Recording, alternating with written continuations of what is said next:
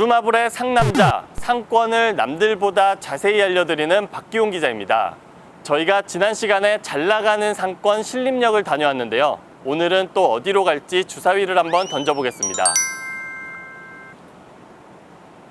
숫자 4가 나왔습니다. 과연 오늘 찾아가게 될 상권은 어디일까요?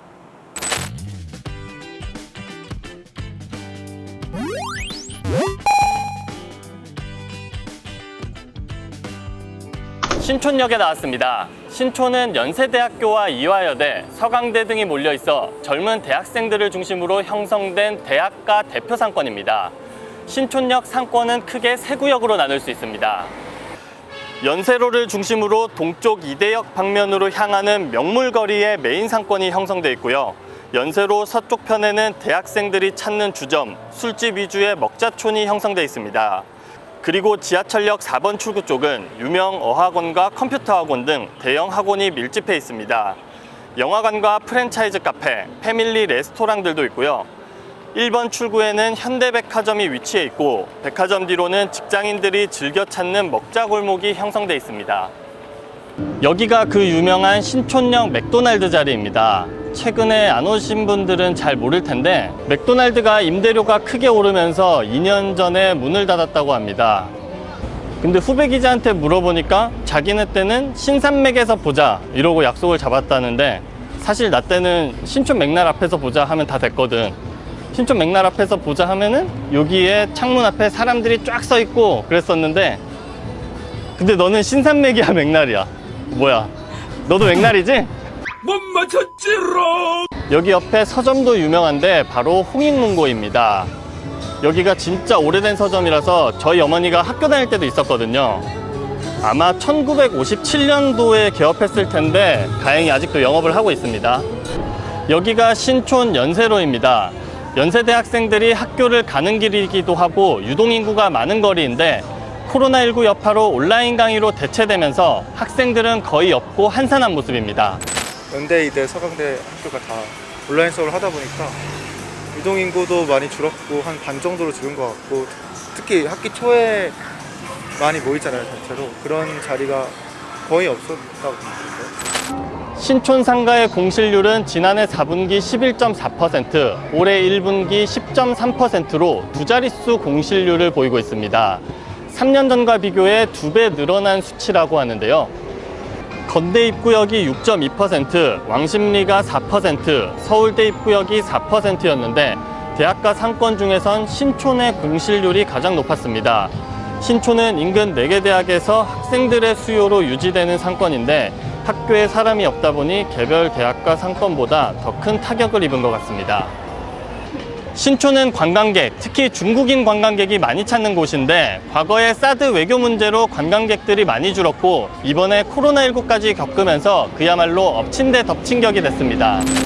이대에서 사진을 찍는 중국인들이 많았거든요. 근데 그런 관광객들이 거의 없는 것 같아요. 학생보다 많았던 것 같아요. 그 사진 찍는 사람이. 신촌 상인연합회에 따르면 올해 상반기 매출액이 딱 1년 전과 비교해 봤을 때 50% 이상 급감했다고 합니다.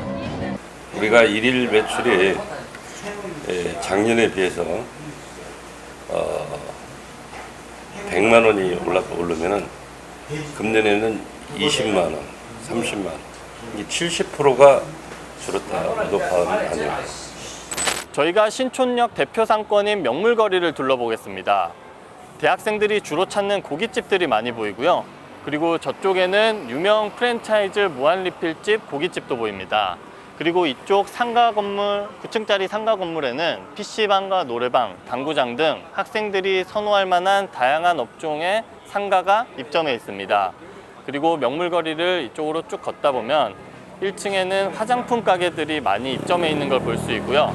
이 건물 2층에는 미용실이 있습니다. 남자 커트 가격이 여기가 13,000원인데 그래 이게 맞지. 신림역 5,000원은 그거 팩트체크.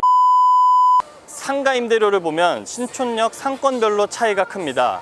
20평 상가를 기준으로 우선 여기 명물거리는 보증금 1억 원에 월 임대료 1,000만 원이고요. 연세로 대로변이 가장 비쌉니다. 보증금 평균 5억 원에 월 2천만 원 수준입니다. 먹자골목 술집에 있는 쪽은 보증금 1억 원, 월 임대료 600만 원 선입니다.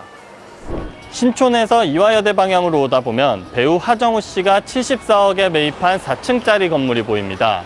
대지 면적은 약 60평 정도이고요. 공통적으로 1층에 스타벅스가 입점해 있는데 이례적으로 이 건물만 스타벅스가 아닌 화장품 브랜드 이니스프리가 입점해 있었습니다. 그런데 이니스프리가 임대료 2,500만 원을 감당하지 못하고 최근에 폐점했다고 합니다. 인근 다른 상가 건물의 1층 화장품 가게들도 최근에 잇따라 폐점을 했습니다. 높은 임대로 인해 뚝 떨어진 매출 부진이 장기간 이어지다 보니 악화된 것으로 이렇게 풀이가 됩니다. 당분간은 지속될 것으로 이렇게 보입니다. 그럼 저녁 시간에 먹자골목 분위기는 어떤지 한번 가볼까요? 여기가 신촌역 먹자골목인데요. 골목 안이 다 술집거리라서 저녁 시간이 되면 사람들로 바글바글한데 한창 잘 나갈 때보다, 즉 코로나19 전보다는 확실히 한산한 모습입니다. 가성비가 좋은 치킨점도 2테이블 정도만 손님들이 차지하고 있을 뿐 나머지는 텅텅 비어 있습니다. 신촌 주점의 특징이 있는데요. 바로 생존율이 낮다는 겁니다. 신촌 주점의 3년 생존율은 28.6%로 서울시 평균 주점의 생존율 38.2%에 비해서 10%가량 낮습니다. 즉 유행에 민감하게 반응해 생겨나는 식당이 많고 반면 유행에 뒤처지면 생존하기 어렵다는 이야기입니다. 신촌 상권은 홍대 상권이 점차 확장하면서 조금씩 수요를 뺏겼습니다. 그런데 코로나19 여파로 학생과 관광객까지 자취를 감추며 또 한 번 위기를 겪고 있습니다. 특히 방학 기간이나 이렇게 코로나19와 같은 특수한 상황에선 다른 대학가 상권보다 매출 기복이 크다는 점을 주의해야 합니다. 사람들이 대폭 감소하고 있는 상황에서 신촌 상권에서 추천 업종을 말한다는 것은 참 어렵습니다. 그래도 한다면은 기복이 적은 장수 업종인 한식 고깃집이나 면 종류인 냉면, 모밀, 국수 같은 업종도 괜찮다고 이렇게 보입니다. 상가 투자나 창업을 염두하고 있는 분들은 어떤 업종이 됐든 트렌드에 뒤처지지 않아야 한다는 점을 기억하면 좋을 것 같습니다. 지금까지 부루마블의 상남자 박기용 기자였습니다.